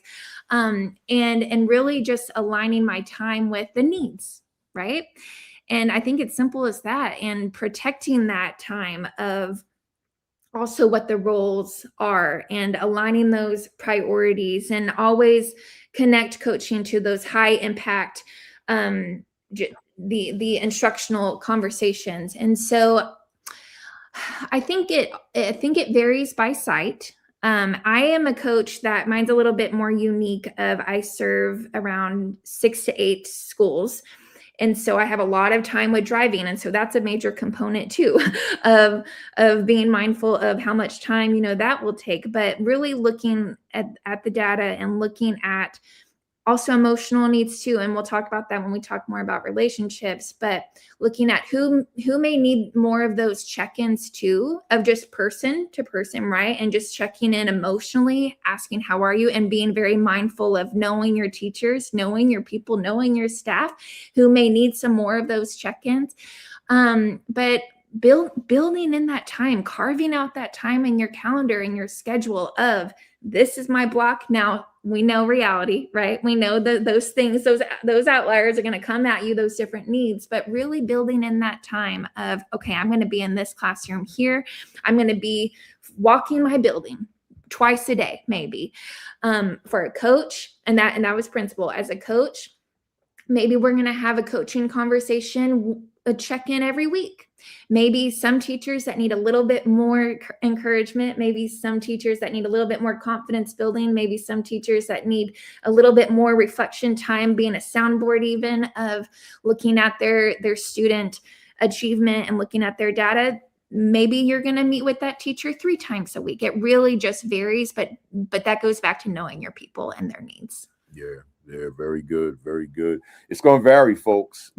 Sometimes the culture may be conducive to an instructional coach or an instructional leader spending more time in classrooms and coaching than, say, in another school, right? It's really going to be contingent upon what is the culture of that building, right? So, and some other factors, but just keep that in mind. Don't necessarily be unrealistic with your coach in terms of how much time they're spending if there's not a culture to support it. Right. Good stuff. And Principal Kafele, I have a little note on that. I talked with Dr. Jane Foley last night. I was talking to you a little bit about that, and she said something very profound to me, and I love to quote her because I'm sure she's listening too. Of systemic, sustained change is truly achieved through coordinated top-down leadership, but also with bottom-up engagement. And that was powerful to me because I was talking to her a little bit, like, oh, it starts with top down and it starts with that principle. But yes, huge, keep that there. But man, the power here too of that bottom up engagement and how they meet together. And that is where the learning lies. That is where the growth and the reflection happen and occur, is when those align together. And it takes everybody, it takes the village, it's the alignment, it is everybody on board and having like that, just that coaching culture mindset of, hey guys, we're all here to learn. We can all grow in our practice and in our work, and modeling that vulnerability, because in turn, what are those little eyes seeing? What are those little ears hearing from their teachers of, hey, we're all learning together. It's okay if you made a mistake. I'm not going to shut down. I'm going to grow from it. Hey guys, let's do that lesson again. You know, it's all of those components that make that strong coaching culture that's powerful. I love it. And again, that word culture, there's Angie there. That word culture is critical. Is critical. Yep. All right, let's another one that I wanted to get to that doesn't necessarily overlap with what we covered was this. That's not it. Hang on. Yes, it is. Okay. Balancing change and well-being. Let me read what you wrote. You said instructional coaching honors the demands of change while prioritizing teacher well-being and sustainability. Coaches recognize that change is constant in education and support teachers in navigating it without a sense of overwhelm. Floor is yours. Yeah, I'm really passionate about this, Principal Kafele. You said in my bio that I have the complete privilege of getting to lead breakouts of teacher well-being, and that's important. Principal well-being, very important. Coaching well-being, student well-being, all hand in hand. If any, I'm not even going to say teacher, so any person, any human, if they don't feel mentally right, safe, and that psychological safety, I mean, that's really hard. And so for teachers, of creating that balance of that change and well-being from a coach, and from principals, from all, we know that new initiatives, new expectations, new data points, all of these things, they're layered on top of work that already feels very, very full. But instructional coaching, though, can exist within that, and it can have an impact within that reality if it's done carefully and done with intention and correctly, right? And the role of coaching is not to add pressure. The role of a principalship is we should not be adding more pressure. We should really helping teachers navigate change in ways that are meaningful, manageable, and sustainable. Hear me, somebody. Meaningful, manageable, and sustainable. And so looking at that, right, of balancing change and well-being truly means that recognizing that improvement matters, but so do people. Yeah. Right. And we've talked a lot about that of student growth and teacher growth and learning more instructional and engagement strategies, but people matter. And so coaches and administrators, we must support that growth and supporting our people while honoring teacher workload, honoring those emotional needs, and honoring the professional sustainability. And I also want to say this too on that is that strategies without purpose lead to surface change or surface level change, right?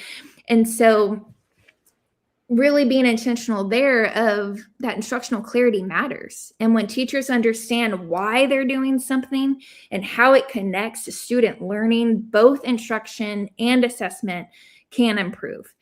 And coaching conversations should really honestly be grounded in student evidence and the current reality of the classrooms, not assumptions, not mandates, disconnected from practice. So I really think, as a leader, modeling that we are also human. And we talked a little bit about that, but honestly, showing and modeling, we make mistakes, we learn from it, and we're all constantly learning together. That's strong. And the word, when you use the word evidence, Mm-hmm. that's a powerful word. When you think about probably all facets of education, what's the evidence, right? Because there's so many things that we want to do, so many things we want to implement, so many things we want to do better.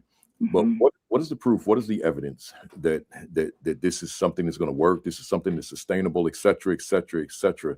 Evidence is just such a powerful word. Yeah. In education and beyond. So I just wanted to throw that out there as well. It is. Yeah. Let's I got one more. Did I want to, because the other ones we definitely went deep on. Empowering teachers. Let me read this. It says, you said empowering teachers through voice, choice, and partnership leads to greater ownership and sustainable instructional change. Centering teacher voice in goal setting, reflection, and decision-making, reinforcing ownership of the work. That's a lot. Let's see what you have to say on that. Empowered teachers empower their students, right? And so our job, and it's a beautiful piece of our job, is to empower them and to get them fired up and to help them find that passion if that's missing, right? And so let's help empower them. Let's focus on that. Instructional coaching turns belief into practice and practice into impact. And that starts with empowerment, right? Impact on student growth and achievement. And that's why educators do what we do. And did you hear me say educators? It's not just teacher. It's not a coach. It's not principal. It's us, educators, as my shirt says. Celebrate, elevate, activate. This is Milken, all the things. It's for students. It's what we do, right? And we must do what's best for kids. And I want to focus on here of that empowerment piece. Coaching is not about fixing teachers. It's about amplifying their strengths, resulting in them amplifying their students' strengths, right? And when we celebrate them and we empower them truly and authentic, they feel, oh, I feel seen. I feel valued. I have a voice. I feel empowered. I feel like I can conquer the world. I'm getting confidence because my coach or my principal believed in me. And a lot of the times with that human connection, people just need someone to believe in them, right? And that is just so powerful. I read somewhere, Principal Kafele, I apologize, I don't have the author. I read great coaching. It doesn't speak for teachers. It helps teachers speak for themselves. And so letting them. Let me hear that again. Yes, sir. Great coaching does not speak for teachers. It helps teachers speak for themselves. Oh man, that's powerful. We have the potential to elevate and celebrate and activate them, because then what is that teacher going to do, Principal Kafele? They're going to go turn around and they're going to go activate and help grow their students succeed. And so, how, going back to all your scenarios, Principal Kafele, I would say that. Why would you not want to buy into this culture when everyone you're seeing is like, man, I'm walking a little bit taller today because someone believed in me. What are those students going to be doing, Principal Kafele? They're going to be walking a little bit taller too, because their teacher believes in them, because they feel fired up about their work and they feel like they want to be there. It's not I have to go to work. I get to go to work. And that coach and that admin, that leader, whoever you're working with, they have that potential and to help light that fire for teacher, right? And it can be hard. It can be so hard. And in education today, it can be really negative. But let's highlight the good. Let's showcase the good. Let's focus and hone in on the positives, because burnout, retention, all of those things hopefully are going to be impacted, right, in a positive way when that teacher feels, oh man, I'm empowered and I feel showcased. And I think also going back to the teachers that may feel a little hesitant, right? Who am I going to be working with most, Principal Kafele, of who am I going to go empower first? I'm going to go empower that teacher. I'm going to go find their strengths. I'm going to go highlight them. I'm going to go film them in their classrooms. Our district has something that is a virtual PD that we have built as a coaching team. We're very proud of it. And side note here, I want to say this, that I would not at all feel confident about speaking today without my coaching team. I just needed to get that shout out there, because I mean, I have learned so much from them, so that I could talk about them a million hours, but I didn't want to say that. But we do have something that we built for our sole purpose of empowering teachers, showcasing those awesome strengths that teachers bring to our district, and then providing, these PD opportunities that we can all learn and grow from each other. We also have something called Norman Educator Exchange that you talked about in my bio, that it's teachers teaching teachers. Yeah. How incredible is it when we have our whole day of PD, and at our summit, even that we have to our event of it's our district's teachers teaching our district's teachers. We are all getting to learn together. We're not bringing in all of these different guest speakers, which is also very wonderful, but there's something powerful in that of this teacher works down the hall from me. This teacher works at the same school. They work at a different school in our district. We're going to learn from them. And man, talk about empowerment. Talk about letting them shine and to share all of their knowledge that they have. Novice teachers and veteran do this. We have so much incredible, so many things happening in our districts across the nation. Everyone that is hearing this today, you have incredible teachers in your buildings and your schools.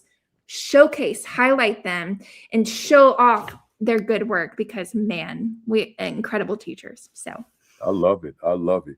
Let me stay with you for a minute before we wrap up on this word empowering. Mm-hmm. When I was a little younger, tad younger, and I used to do all these assemblies, like a lot of them.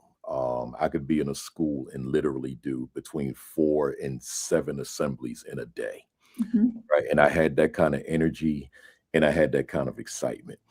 But I would leave the building and I would have these mixed feelings. Like I go into schools and kids are cheering and they're giving me a standing ovation and, all this stuff. They're going crazy and I'm feeling good inside. But on the other hand, I'm saying, but are they going to really remember this? Like, will they remember this message tomorrow? Will they remember this message next week? But so that's on the one hand. Now, on another hand, I'm saying, okay, they were inspired. Mm. But were they empowered? And I would answer the question, no. They were inspired for the moment. Mm-hmm. So good. But I don't know that they were empowered. And the way I define, I give words definitions all the time. It's just what I do. And I say that the empowerment versus the inspiration. Mm-hmm. Inspiration is I'm up. I'm like, yeah, I feel good.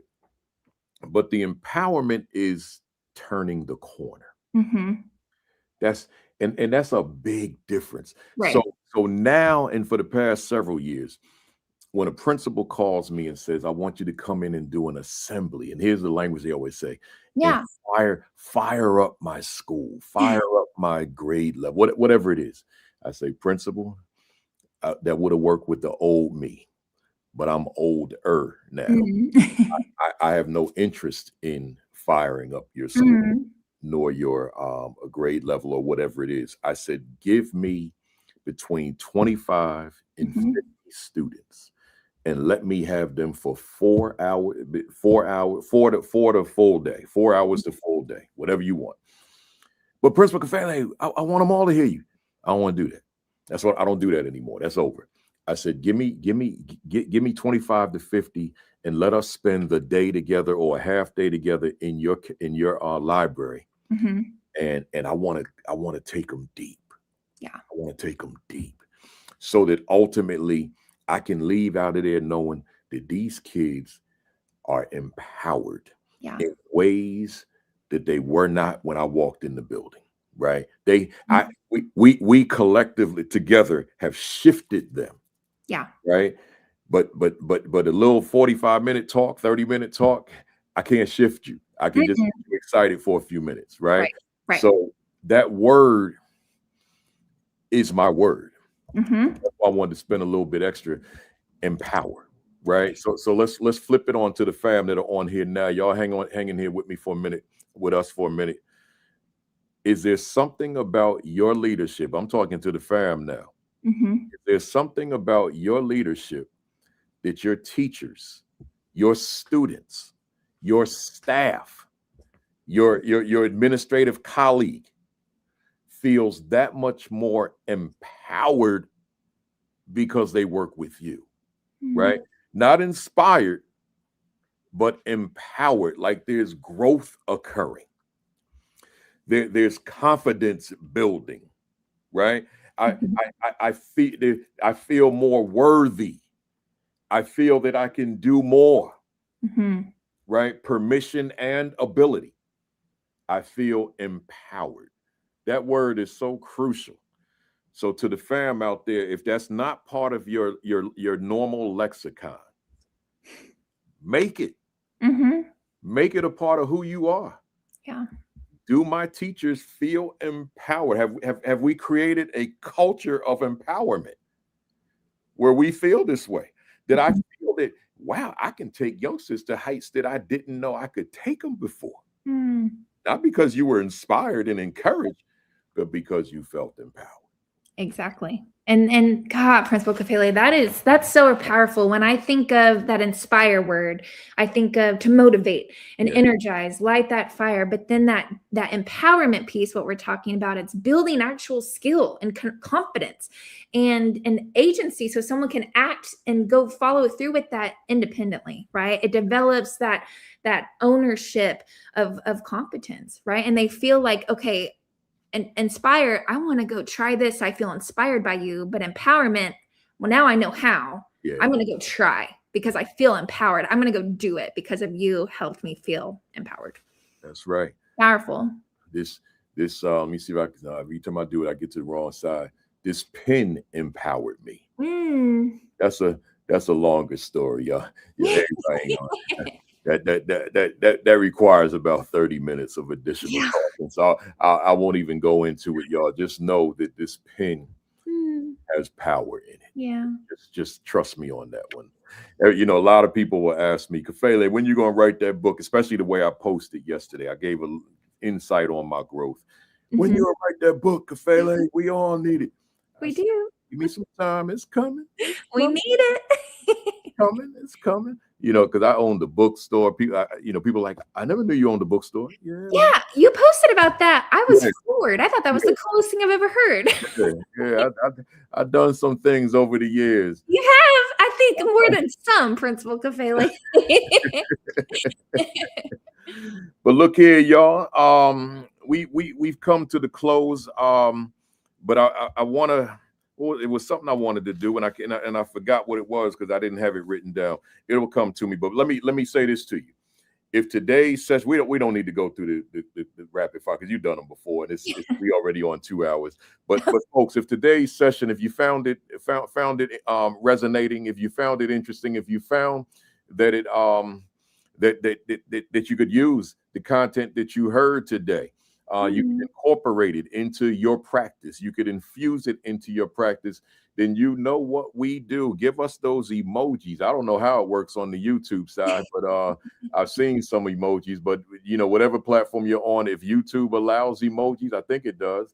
Give us your favorite emojis to let Hailey know that this was a good session today. I know it was good. It was a great session, and it was a great way to start the year. I see them emojis coming. I see them. Let me grab one of my pads here, man. Amazing. Keep them emojis coming, fam. Let me get my Louisville slugger. And certainly you hit it out the park. Grand slam, late bases loaded every time you came to the plate. I'm wearing I know a lot of y'all don't know what this shirt is, man. And it's not the Pittsburgh Pirates, I tell you that though. Pittsburgh Crawfords, right? And if you know the name Josh Gibson, we typically associate him with the Homestead Grays in Pennsylvania. His pictures, they always have him with the Homestead Grays uniform. But the fact of the matter is Josh Gibson also played for the Pittsburgh Crawfords, right? So grand slam, we hit it out the park every time you came back. What an honor. What an honor. Thank you. And can I give a little message here to our listeners? Let me prompt it right quick. But Oh, yeah, I didn't forget that part. But let me prompt it right quick. But before you do, there's got to be folks on here that probably want to reach out to you and oh. have further discussions. So I don't need you to give your phone number or nothing. But how do they reach you if you're comfortable with the email address or your Yes. social media if they want to talk to you privately about some questions they may have on instructional coaching? First of all, please do. I am a connector to its core with the 5 voices, and all I want to do is connect with people and learn with you and share stories and to hear your story of what makes you you. So please, when I say this, I mean it. Reach out to me. My Facebook is Hailey Elaine Couch. I'd love to connect with you there. My Instagram is Hailey.Elaine1215. And then my email is Hailey C for couch at normanps.org. So please reach out to me. I'd love to connect and hear your story and to continue this conversation on leadership and coaching and supporting teachers and supporting our students. Love it. Good stuff. Good stuff. Hailey, what's your parting message to the family today? Thinking through since this is a beautiful fresh start, right? It's January 3rd. I mean, we're about to go back to work. We're going to get to do this work after a little winter break. And I hope that you all feel rested. I hope you feel powered and encouraged and truly just excited to go back and get to do the work that we get to do. As we begin this new year, I hope that you remember the work of teaching and learning and leadership all in one is sustained through those relationships, reflection, and shared responsibility. It takes everyone, right? We grow strongest through that partnership, learning alongside one another, listening with intention, honoring the expertise that really lives in our classrooms every single day. When you approach this work, you guys, hear me, somebody, with that trust and that curiosity rather than judgment. Please do not have any of that judgment. Leave that at the door. We create space for those honest conversations, those thoughtful risk-taking experiences, and that continuous growth for all. Keeping students at the very center of what we do. It grounds us. It grounds in our decision making. It unites our efforts. Please don't ever lose sight of your why, and never lose sight of it is for those sweet, sweet babies in those classrooms. And truly, my last thing here is think about how you're going to greet others on January 5th. How are you going to greet others? Look at all those emojis. How are you going to greet your students or your teachers in your building on January 5th or 6th when you return? Are you going to go in with that mindset of, oh man, break wasn't long enough. It was too short. I needed more days. That may be very valid. However, what are you going to do, though, to be mindful of who's listening to you, who's watching you, who's hearing you say that of, oh man, think about how you're going to say, I get to be here. I get to see you. I'm so happy that you are in this building with us. I'm so happy that we are back to continue this work that we get to do together. And my last statement always is make everybody feel like somebody. That is the most powerful thing we can do as a human being, making every single person that you come across feel like somebody, feel like they are important and beautiful and incredible person as they are. Let them know that you see them, that they're doing a fantastic job. That was powerful. That's a great opening message, closing message for us. Sir. Message for the school year. Hey, I appreciate you, Hailey. Thanks for being here, going one-on-one, and great way to start the year. But we got so much more to cover, so I'll be reaching out to you to come on back on. We don't have to do it during the Milken month. Just we come on back on and continue the conversation. Right? Good stuff. Thank you for having me. Oh yeah. Let me close us out. Stay there, Hailey. When I go offline, stay on so we can talk offline. To the fam out there, I appreciate you being here. You know, I was a little concerned about whether we would have people. You know, it was, there's a lot going on in the world right now. You know, we're not gonna get into it, but it's, I said, man, he doing the press conference at 11, man. They gonna be watching that. Then when I saw the numbers coming in on all 4 of the platforms, I said, okay, we good. I appreciate y'all, man, because, I put in, this is 7 pages of notes. It takes me minimally 2 hours to prepare every week, so, that's what it is. So I appreciate you all being here. Next week, installment number 2 of Milken January, as I call it. We got all assistant principals next week. We're gonna have an assistant principal conversation of these 3 Milken educators. We got Dr. Ryan Sykes, whom I know. We got Ariel Pearson, whom I also know, and Lauren Sepulveda. Again, Lauren Sepulveda. I'm not sure that I've met her. I may have. I probably did. But I know she was looking forward to being on this platform. I tell you that. So yeah, we're gonna have a great conversation next week. We're gonna be talking about AP leadership in terms of any particular focus. I don't know yet, but I do know it will be relevant to Dr. McKeever. You said you shut it off. All right, I ain't gonna start. So yeah. So we go. I don't know what our focus will be, but it will be something. But I do know. Every time I have an AP session, I don't want principals to feel that it's not for them, because it is. Because as you've heard me say a zillion times, fam, the assistant principalship, the most misunderstood and underutilized position in all of education. I stand on that. They could put that on my headstone, right? It just is. So when you see me do these sessions on AP leadership, no, it's for the principal too. It's for the superintendent. It's for the assistant superintendent. It's for the directors. It's for the supervisors. It's for everybody. It's for the teacher who aspires to become AP, or the teacher that just wants to understand that role a little bit better, right? So I'll see you next Saturday with my Milken January guest. Hey, folks, the rundown next Saturday, 10 o'clock Eastern time, Sean Hurt, followed by Create and Educate with Dr. Sheikah Houston and Dr. Tammy Taylor at 10:30. Followed by the AP and New Principals Academy. What time? Not 10:55 no more. 11 o'clock.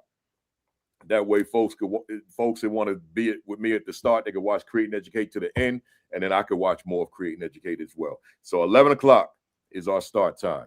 And then Sunday, Josh Tovar and Mari Moreno, Dr. Mari Moreno. That's DGP podcast at 6 o'clock Eastern. I'll be watching from San Juan, Puerto Rico. I hope there are no flight issues, or I will not be on, because I'm a guest tomorrow, y'all. So y'all tune in tomorrow at 6 o'clock Eastern. I'll be a guest with Salome Thomas L. and someone else that I forgot who it is. We're gonna be talking about. Oh, here he wrote it. See everyone tomorrow with Hefe and Principal L. I'm Hefe, y'all. For those that didn't know, we're talking fitness. Be one other guest, but I think he's got one more. But we're gonna be talking fitness, man. That's that self-preservation, that you hear me talk about all the time. So join us tomorrow at 6 Eastern. My flight is at 9:30, so I don't anticipate any problems with me being on. I'll be in my hotel room talking to Josh and Salome and the other guests. Let me put this on the screen right quick because I didn't do it early. No, I can just grab one. Boom.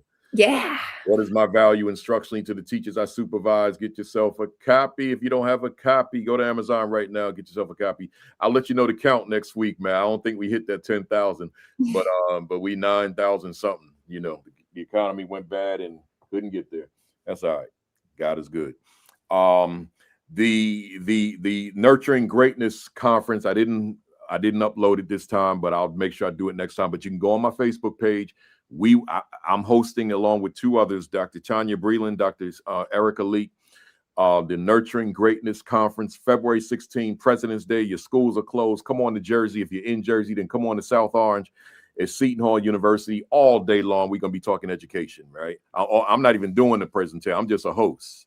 I'll open up for something, right? But I'm not doing a presentation because we got some dynamite people that will be there. Salome Thomas L., Principal L., he'll be the keynote. And then we got all these other folks who will be dropping that knowledge. So come on out to South Orange. Go to my Facebook page. Scroll down to around whatever. See, I don't remember what day of the week Christmas was. So whatever the day after Christmas was is when I posted. So just go there, take a picture of that QR code, and then register, and then join us in Jersey on February 16th. keep in the back of your mind, the school leadership, the 9th annual School Leadership Institute with Principal Kafele will be July 9 and 10 in Savannah, Georgia. Love to see you in the building, right? July 9 and 10, 2 full days, just me. And we'll be talking leadership. I don't know what part of leadership, what phase of leadership, but it'll be nothing that we've done in the past because I don't replicate these. Everyone is different, right? So if you've been to several others, you come to this one because it'll be different content, right? And then subscribe to the AP New Principals Academy YouTube channel. Make sure you do that.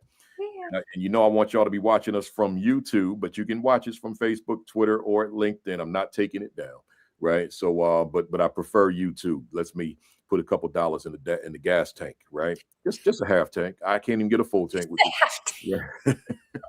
Just a half tank, man. And I got a little car. It's a little joint.